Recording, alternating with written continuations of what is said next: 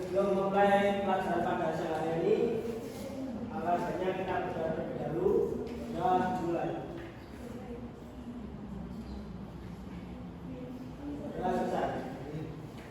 Terima kasih kepada teman kelas. Oh iya, Bu, hari ini siapa teman kalian yang tidak masuk? Kenapa itu nggak masuk? Ada yang tahu?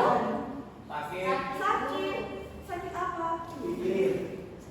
Oke, kita doakan semoga teman kalian yang sakit bisa segera sehat ya dan bisa kembali mengikuti kegiatan kita. Amin. Nah, baik, sebelum kita masuk ke pelajaran kita hari ini tentang badan usaha, saya akan mereview kembali pengetahuan kalian tentang materi sebelum ini. Masih ada yang masih ingat nggak sebelum ini kita mempelajari tentang kegiatan ekonomi? Ada apa aja kegiatan ekonomi yang bisa angkat tangan? Oke, silakan.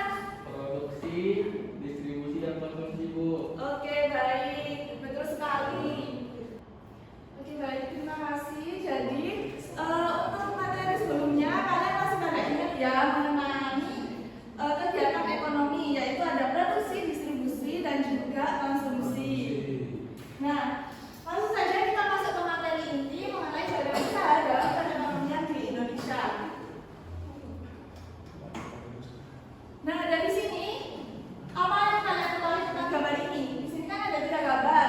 Yang tahu bisa angkat tangan. Silakan.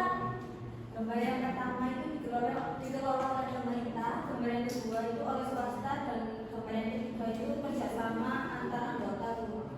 Oke, baik, betul sekali. Jadi di antara 3 gambar ini menunjukkan bahwa PLN ini dikelola oleh pemerintah dan Indomaret ini dikelola oleh swasta dan juga koperasi ini dikelola oleh anggotanya sendiri.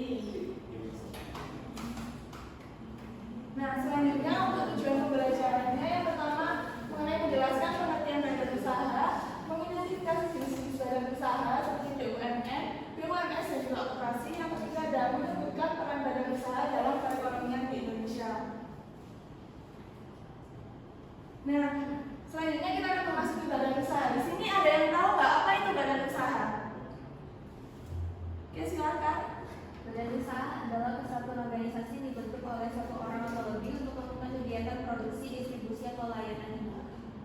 Oke, baik. Jadi badan usaha itu sudah tepat jawabannya. Jadi badan usaha itu suatu kesatuan yuridis ekonomis yang dimana ini didirikan untuk mencari keuntungan. Nah, kesatuan yuridis sendiri ini terdiri atas seorang atau beberapa kelompok orang yang dimana bekerja sama dalam membangun perusahaan untuk mencari keuntungan. Nah, peran dalam perekonomian sendiri ini yang pertama adalah menyediakan lapangan pekerjaan bagi masyarakat. Seperti yang kita ketahui bahwa badan usaha ini nanti akan membangun perusahaan yang dimana itu nanti akan membutuhkan karyawan untuk bekerja. Yang kedua adalah meningkatkan produksi nasional, dan yang ketiga adalah membantu meningkatkan pendapatan negara melalui pajak. Karena setiap perusahaan yang dibangun oleh badan usaha itu nanti akan membayar pajak, dan itu nanti akan meningkatkan pendapatan negara. Kemudian yang keempat adalah berkontribusi pada pembangunan ekonomi dengan menyediakan barang dan jasa yang dibutuhkan. Nah, selanjutnya kita akan masuk ke jenis-jenis badan usaha. Di sini ada yang tahu nggak jenis-jenis badan usaha itu ada apa aja?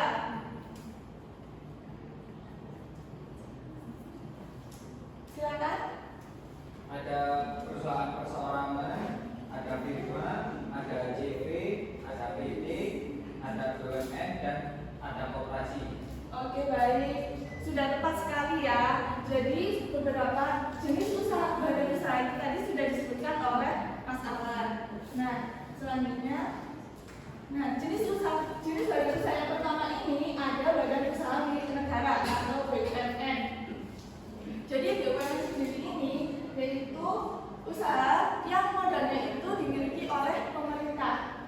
Nah, ciri-ciri dari BUMN sendiri ini penguasaannya itu dikelola oleh pemerintah. Jadi yang menangani BUMN itu langsung dari tangan pemerintah.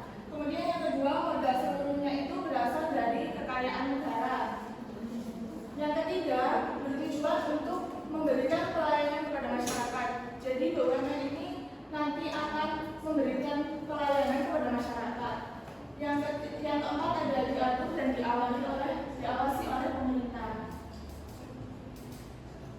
Nah, BUMN sendiri ada beberapa bentuk dari BUMN. Yang pertama ada perum atau perusahaan umum. Nah, perusahaan umum sendiri ini modalnya keseluruhan dimiliki oleh negara. Dan untuk persero ini modal sebanyak 61%-nya itu dimiliki oleh negara dan sisanya itu dimiliki oleh kelompok perorangan. Nah, dari BUMN tadi, apakah sudah paham anak-anak mengenai BUMN? Oke, kita akan lanjut ke jenis yang kedua, yaitu badan usaha milik swasta. Nah, badan usaha milik swasta ini berbeda dengan milik negara tadi. Yang membedakan dari milik swasta dan juga milik negara yaitu modalnya yang swasta itu dipegang oleh individu atau kelompok orang tersebut. Nah, ciri-cirinya seperti tadi, modalnya akan dipegang oleh individu atau kelompok swasta. Kemudian tujuannya didirikan BUMN ini untuk keuntungan. Dan yang ketiga ini lebih fleksibel dalam operasional dan inovasi produk. Nah, selanjutnya mengenai bentuk-bentuk badan usaha milik swasta. Nah, dari bentuk-bentuk badan usaha milik swasta ini ada perseorangan, badan usaha firma, dan juga badan usaha perseroan terbatas. Ada yang tahu nggak apa itu contoh-contohnya?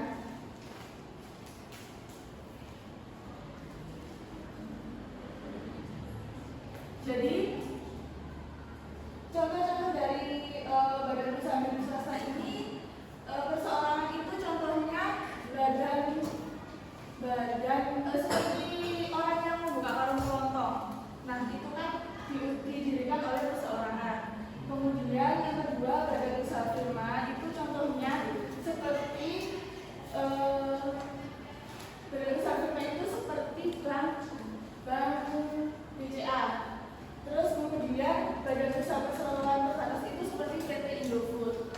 Nah, untuk peran badan usaha ini ada membantu pemerintah dalam membuka cabang produksi dan juga sebagai partner pemerintah dalam mengelola sumber daya alam. Dari sini apakah paham anak mengenai BUMS?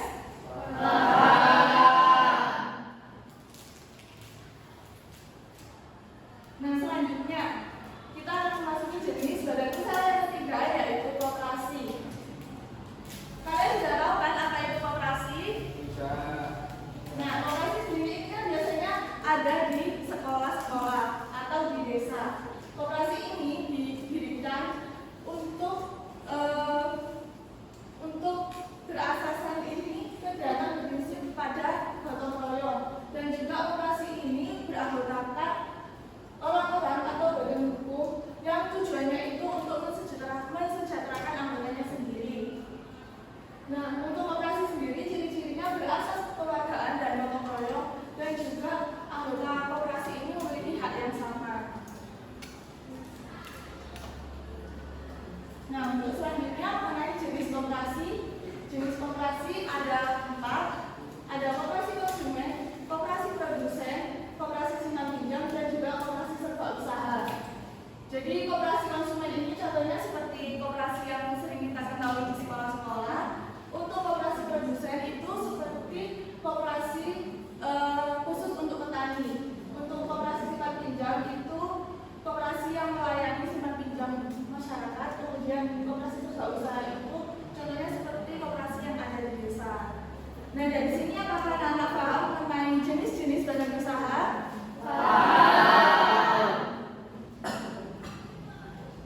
Nah, oke, saya akan mengetes pemahaman anak-anak semua melalui berdiskusi. Selanjutnya nah di sini sudah ada 4 studi kasus yang dimana nanti kalian akan membentuk kelompok ya. Jadi akan dibagi kelompok menjadi 4. Nah, kelompoknya ini kelompok 1, 1, 2, 3, 4, 5 orang di kelompok 1.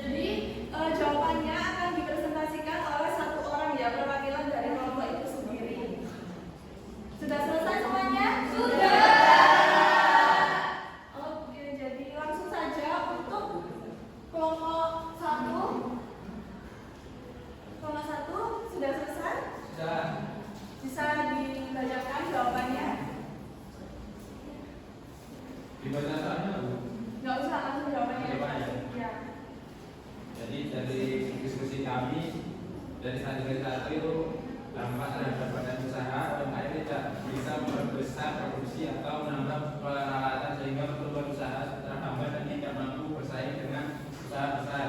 Dampak terhadap konsumennya, pilihan produk menjadi lebih sedikit dan harga cenderung tidak stabil karena UMKM tidak bisa memproduksi dalam jumlah besar. Dampak tenaga kerja UMKM tidak bisa merekrut karyawan baru, bahkan karyawan lama berisiko dirumahkan karena usaha tidak berkembang. Terus dampak terhadap perekonomian, perputaran ekonomi melambat, kontribusi UMKM menurun dan potensi peningkatan pendapatan daerah berkurang. Nah, solusinya adalah pemerintah memperluas akses pelatihan kesehatan keuangan dan platform crowdfunding untuk UMKM. Oke, baik. Terima kasih atas jawabannya. Jadi strategi yang pertama itu terkait UMKM dan program.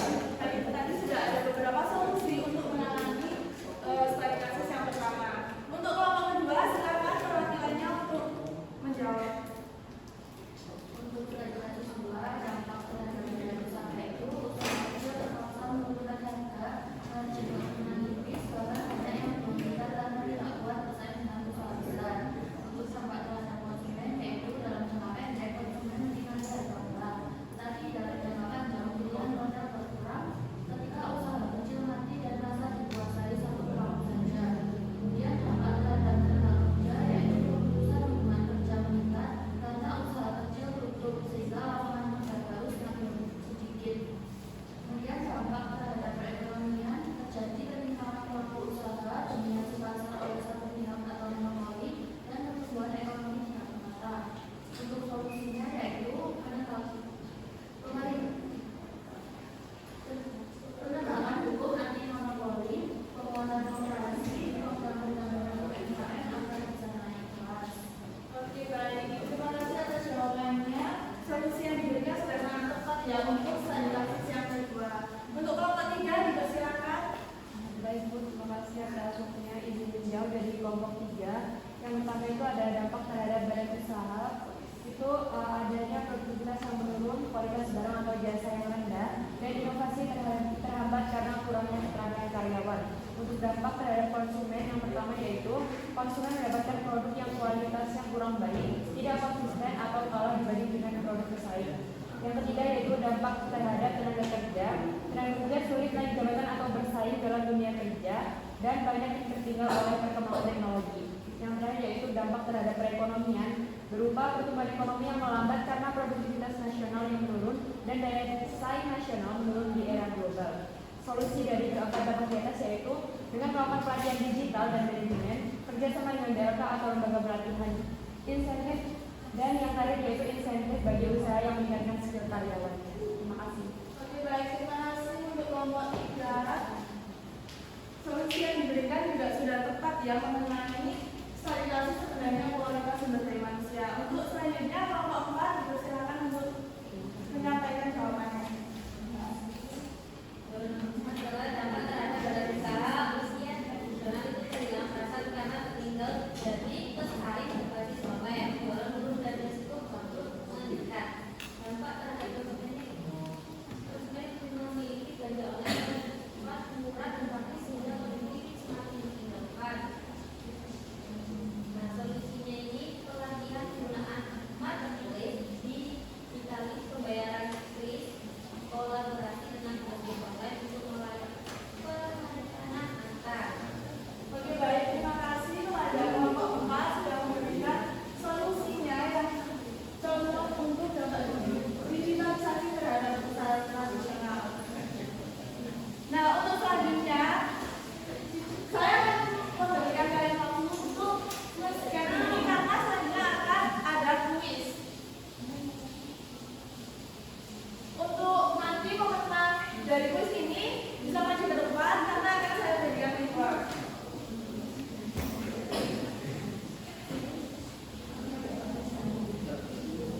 Sudah di-scan semua? Belum. Yuk.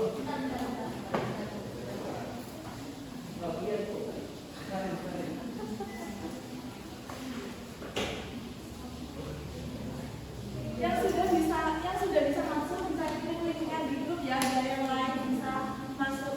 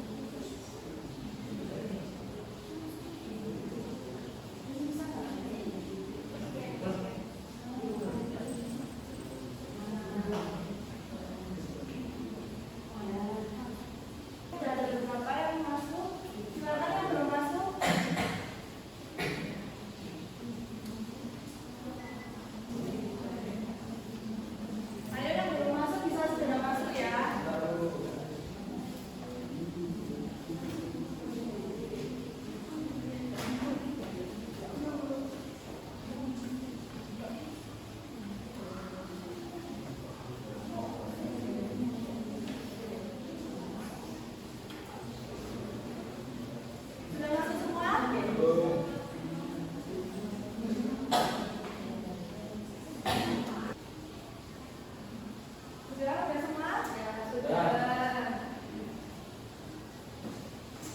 Oke, kita mulai ya. Siap-siap.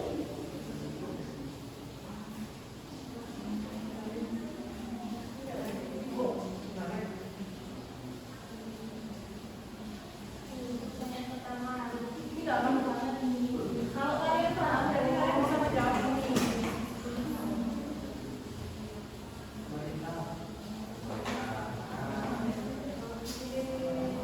Wah, hebat semua ya. Sudah paham semua.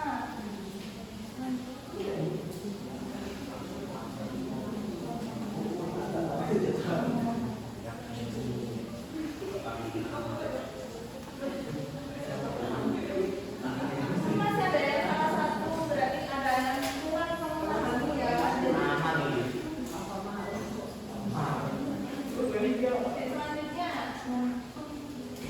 Itu yang hijau.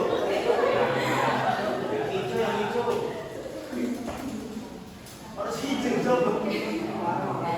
Sudah benar semua ya. Ini kayaknya Nana sudah mulai paham ya apa itu badan usaha.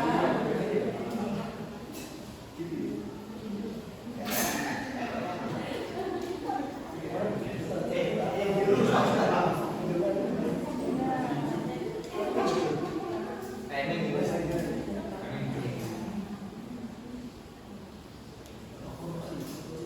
Tujuan utama operasi adalah ini kalau berarti dengan baik pasti bisa menjawab.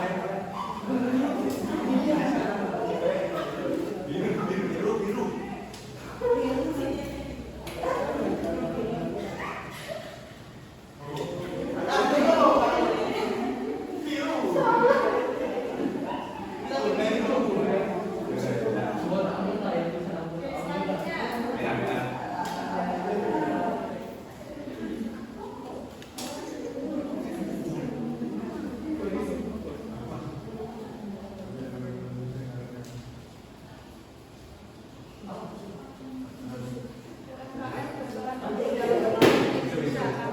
Yang hijau.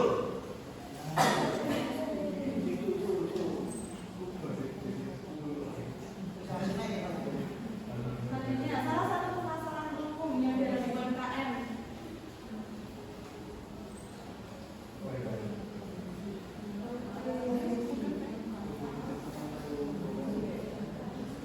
Pintar-pintar sekali ya anak-anak ini bisa menjawab semuanya dengan betul.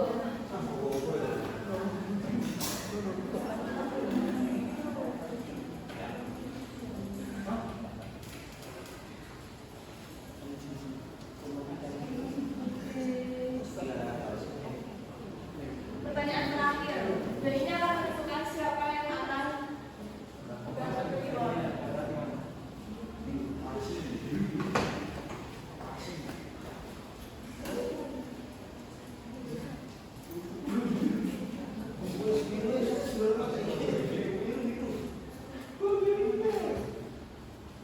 Oke, jadi